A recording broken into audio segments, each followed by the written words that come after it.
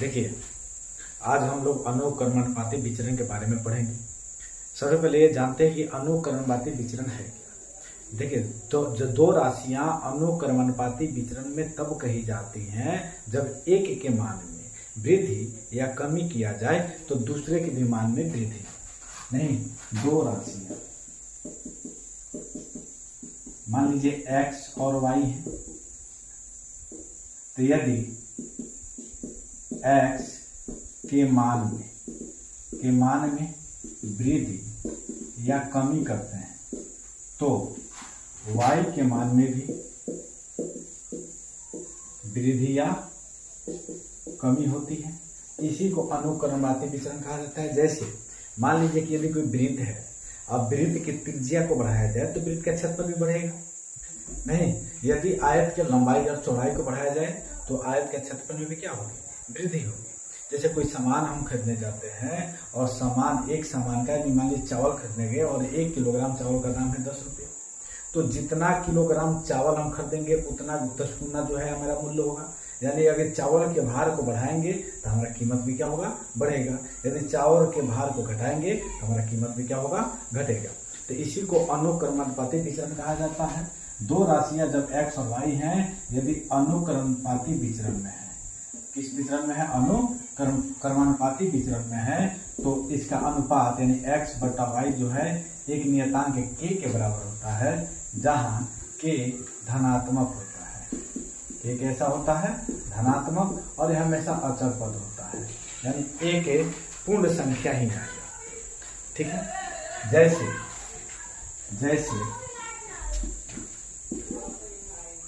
मान लीजिए कि एक सारणी दिया हुआ है,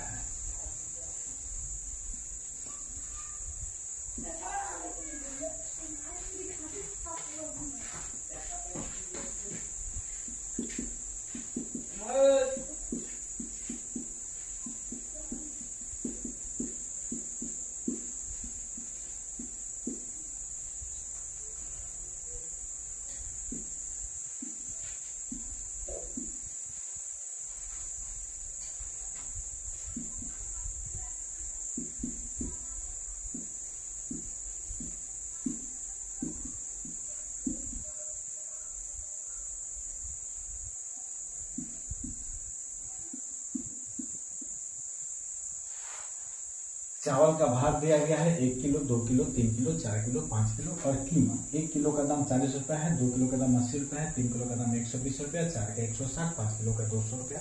यानी देखिए, 1 किलो अगर चावल का भार 40 रुपया है तो जैसे ही उसके वजन को बढ़ाते हैं तो हमारा मूल्य में भी क्या हो रही है, वृद्धि हो रही है। यानी कितने किलोग्राम की हो जा रही है, 2 किलोग्राम चावल का दाम कितना हो जा रहा है, 80 किलोग्राम हो जा रहा है। 3 किलोग्राम चावल लेते हैं तो फिर मूल्य में वृद्धि हुआ 120 किलो। मान लीजिए 5 किलोग्राम चावल का दाम 200 रुपया है, तो यदि वजन घटा के हम 4 किलोग्राम लेते हैं तो वह दाम भी घटेगा। यानी कितने किलोग्राम मिलेगा, 160 किलोग्राम मिलेगा। मान लीजिए ऐसा ही अगर सारणी दिया हुआ है और हमें चेक करना है कि इसका विचरण अनुकर्मानुपाती है या व्युत्क्रमानुपाती है, तो उस स्थिति में क्या करते हैं कि हम x1 बटा y1 का मान निकालते हैं। x1 y1, x2 y2, x3 y3, x4 y4, x5 y5। देखिए, x1 बटा y1 करो तो 1 बटा 40 आएगा, x2 बटा y2 करो तो 2 बटा 80, इसको काटेंगे तो 1 बटा 40 आएगा। x3 बटा y3 करो तो 3 बटा 120, काटेंगे तो कितना आएगा, 1 बटा 40 आएगा। x4 बटा y4 करो कितना, 4 बटा 160, काटेंगे तो कितना आएगा, 1 बटा 40। x5 बटा y5 करो कितना आएगा, 5 बटा 200, काटेंगे तो 1 बटा 40। यानी प्रत्येक स्थिति में हमारा x बटा y जो है k के बराबर आया, जो कितना के बराबर है, 1 बटा 40 के बराबर है। यानी पांचों में मान कितना है, 1 बटा 40 के, यानी k के बराबर आ रहा है। इसका मतलब कि यह किस विचरण में है, अनुकर्मानुपाती विचरण है। ठीक है। इस पर आगे कुछ सवाल भी है।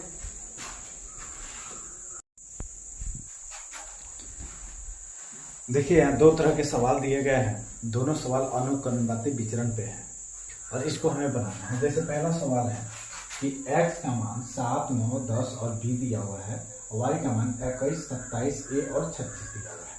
तो अभी तो ज्ञात है कि अनुक्रमवाती विचरण में है, तो हम इसको अनुक्रमवाती विचरण में है तो क्या करेंगे, जानते हैं कि अनुक्रमवाती विचरण में x बट्टा वाई का मान कितना के बराबर होता है, k के बराबर होता है। तो इसलिए देखिए यहाँ दो वैल्यू पूरा पूरा दिया हुआ है, यानी x1 बट्टा y1 कितना के बराबर हो जाएगा 7 बट्टा 21, काटेंगे तो 1 बट्टा 3, या x2 बट्टा y2 भी निकालो तो 9 बट्टा 27, काटेंगे तो 1 बट्टा 3। यानी दोनों स्थिति में जब हम x बट्टा y किए तो मान आया 1 बट्टा 3, यानी हम यह मान कितना के बराबर होगा, k के बराबर होगा। यानी k का मान पता चल गया कि 1 बट्टा 3, क्योंकि हम जानते हैं कि अनुक्रमवाती विचरण में x बट्टा y हमेशा k के बराबर होता है। यानी यहाँ x3 बट्टा, अतः इसलिए x3 बट्टा y3 भी कितना के बराबर होगा, k के बराबर होगा। x3 का मान कितना है 10 बट्टा k का मान कितना है a, 10 बट्टा a, y3 का मान है a बराबर k, k का मान कितना होता है 1 बट्टा 3। अब 3 गुना कर दो, a में 1 से गुना होगा a होगा, और 10 में 3 से गुना होगा 30, यानी a का मान कितना होगा 30, यह हमें निकल गया। अब हमें b का मान ज्ञात करना है, सेम फॉर्मूला, क्योंकि b भी हमारा x है y दिया है, x बट्टा y के रूप में रखा था, तो हमारा x4 बट्टा y4 बराबर हो जाएगा कि x4 का मान b है, y4 का मान 36 है, b बट्टा 36 बराबर 1 बट्टा 3, कर दो 3 गुना, b में 3 से गुना होगा 3 गुना b, अब बराबर 36 में 1 से गुना होगा 36, अब 3 इधर गुना में है, बराबर के पक्षांतर कर देंगे तो बट्टा में चला जाएगा, 36 बट्टा 3 कटेगा तो कितना होगा 12, यानी यहाँ हमको b का भी वैल्यू निकल गया, b का मान कितना आ गया 12। एकदम इजी है, एकदम इजी, स्टेप बाय स्टेप बनाएंगे तो बड़ा आसानी से निकलता है, बहुत मजा आता है। दूसरा सवाल है कि यदि 8 कलमों का दाम 32 रुपया है तो 12 कलमों का मूल्य ज्ञात करें। चूंकि यह सवाल पढ़ने से पता चल रहा है कि अनुक्रमवाती विचरण, देखिए इसमें थोड़ा सा दिमाग लगाना पड़ेगा, अपने सेंस ऐसे पकड़ना होगा कि कौन सा विचरण है। तभी बताए कि यदि एक की संख्या में वृद्धि करे या कमी करे तो दूसरे में वृद्धि या कमी हो तो अनुक्रमवाती होता है। तो देखिए कलम का दाम बढ़ाएंगे, कलम का संख्या बढ़ाएंगे तो दाम भी बढ़ेगा, संख्या घटाएंगे तो दाम भी घटेगा, तो हमारा विचरण हो जाएगा अनुक्रमवाती। एक 4 कलम,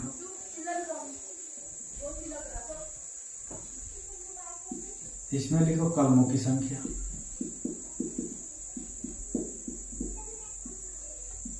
और इसमें हो जाएगा मूल्य।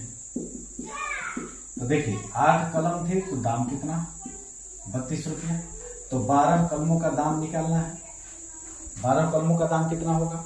तो क्योंकि यह किस विचरण में है, अनुक्रमानुपाती विचरण है, इसलिए x1 बट्टा y1 जो है x2 बट्टा y2 के बराबर होगा, क्योंकि दोनों के बराबर होता है। x1 का मान कितना है 8, x2 का मान कितना, y1 का मान कितना है 32, x2 का मान 12 और y2 का मान निकालना है, y2 का मान हमारा कितना है x है। कर दो 3 गुना, 8 में 1 से गुना होगा 8x अब बराबर 12 गुना 32, 8 इधर गुना में इधर जाएगा तो भागा में, x बराबर 12 गुना 32 बटा 8, 8 चौका 32, तो 12 चौका 48 रुपया, यानी 12 कलमों का दाम कितना होगा 48 रुपया होगा। एकदम इजी है। ऐसे ही और भी सवाल है, देखिए यहाँ 2 सारणी दिया हुआ है और दोनों में चेक करना है कि कौन सी सारणी जो है वह अनुक्रमानुपाती विचरण को दर्शाती है। तो चेक कैसे करते हैं, तो चेक करने के लिए देखिए हम x1 बट्टा y1 निकालेंगे, x1 बट्टा y1 कितना होगा 2 बट्टा 4, यानी 1 बट्टा 2 के बराबर आएगा। x2 बट्टा y2 निकालते हैं 3 बट्टा 6 कटेगा तो 1 बट्टा 2, x3 बट्टा y3 निकालते हैं 4 बट्टा 8 कटेगा तो 1 बट्टा 2, x4 बट्टा y4 निकालते हैं 5 बट्टा 10, ये भी आएगा 1 बट्टा 2, x5 बट्टा y5 निकालते हैं 6 बट्टा 12 कटेगा 1 बट्टा 2। यानी प्रत्येक स्थिति में देखिए, प्रत्येक स्थिति में अतः x बट्टा y हम निकाल रहे हैं तो 1 बट्टा 2 के बराबर है, जो कि एक नियतांक के बराबर है। नहीं तो यदि सबका मान 1 बट्टा 1 बराबर है, यानी देखिए सबका मान 1 बट्टा 2 आया है, यानी k के बराबर है, तो इसलिए यह किस विचरण में होगा, अनुक्रमानुपाती विचरण में होगा। दूसरे स्थिति में देखते हैं, x1 बट्टा y1 निकालिए, 3/9 कटा तो कितना आया, 1/3 आया। x2 बट्टा y2 निकालिए, 4/12 काटेंगे तो 1/3। x3 बट्टा y3 निकालिए, 5/20 काटेंगे तो 1/4 आ गया। x4 बट्टा y4 निकालिए, 6/24, इसको क्रॉस कीजिए, 1/4 आ गया। यानी देखिए यहाँ प्रत्येक स्थिति में जो है मान बराबर नहीं है, मान अलग अलग आ गया। यानी x1 बट्टा y1 यानी होल ले लो, x बट्टा y जो है k के बराबर नहीं है। जब x बट्टा y का एक सिंगल मान k एक मान नहीं आए तो यह वितरण क्या होता है, अनुक्रमानुपाती में नहीं होता है। तो लिख देंगे अनुक्रमानुपाती विचरण नहीं है। ठीक है, देखिए यहाँ दो तरह के और सवाल है कि एक नाई 2 दिनों में 30 आदमियों के बाल काटता है तो 5 दिनों में कितने आदमियों के बाल काटेगा। तो देखिए ये भी सवाल को देखने से, सेंस लगाने से पता चलता है कि अनुक्रमानुपाती विचरण है। यदि एक दिन में जितने बाल आदमी काटता है, 2 दिन 3 दिन 4 दिन जितना दिन बढ़ेगा आदमियों की संख्या भी बढ़ती जाएगी। तो हम इसके लिए एक सारणी बना देते हैं।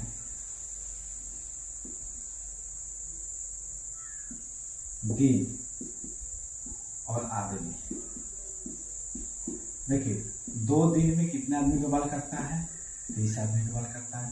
तो 5 दिन में कितने आदमी के बाल काटेगा। तो चूंकि अनुक्रमानुपाती विचरण है तो x1 बट्टा y1 जो है x2 बट्टा y2 के बराबर होगा। x1 का मान 2 है बट्टा 30 बराबर 5/x हो जाएगा। कर दीजिए 3 गुना, 2 में x से गुना करेंगे, 2 गुना x बराबर 30 गुना 5 हो जाएगा। 2 इधर गुना में इधर जाएगा तो भागा में, तो इसलिए x बराबर 30 गुना 5/2, 15 गुना 30 और 15 × 5 = 75। यानी 5 दिनों में वो कितने आदमियों के बाल काटेगा, 75 आदमियों के बाल काटेगा।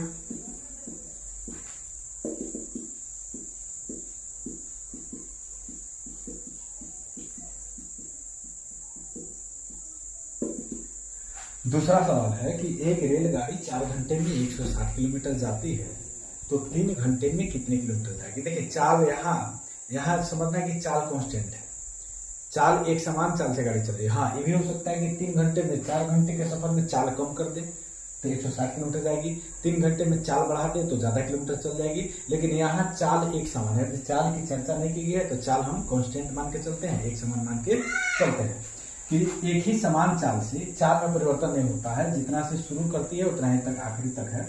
4 घंटे में 160 किलोमीटर जाती है तो 3 घंटे में चूंकि समय घटाएंगे तो दूरी भी क्या होगी, कम होगी। तो इसके लिए भी सारणी बना देंगे, समय दूरी। 4 घंटे में कितना किलोमीटर जाती है, 160 किलोमीटर जाती है। तो 3 घंटे में कितना किलोमीटर जाएगी ये निकालना है। तो चूंकि यह अनुक्रमानुपाती विचरण है इसलिए x1 बट्टा y1 जो है x2 बट्टा y2 के बराबर होगा। यानी 4/160 जो है 3/x के बराबर होगा। कर दो 3 गुना, 4 में x गुना होगा, 4 गुना x बराबर 160 गुना 3।